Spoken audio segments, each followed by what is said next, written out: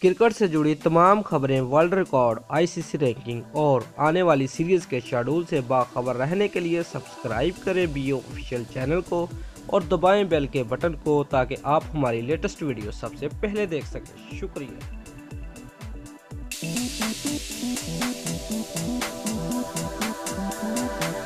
Views Pakistani team international cricket council की ताज़ा तरीन T20 रैंकिंग में पहले नंबर पर बुर्जुमान है।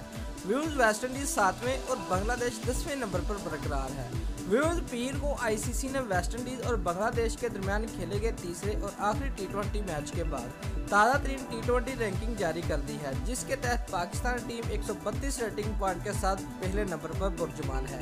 भारत 126 पॉइंट के साथ दूसरे नंबर पर है, जबकि ऑस्ट्रेलिया 124 पॉइंट के साथ तीसरे, इंग्लैंड 120 पॉइंट के साथ चौथे और न्यूजीलैंड 115 पॉइंट के साथ पाँचवें, जनूबी अफ्रीका 111 पॉइंट के साथ छठे नंबर पर मौजूद है।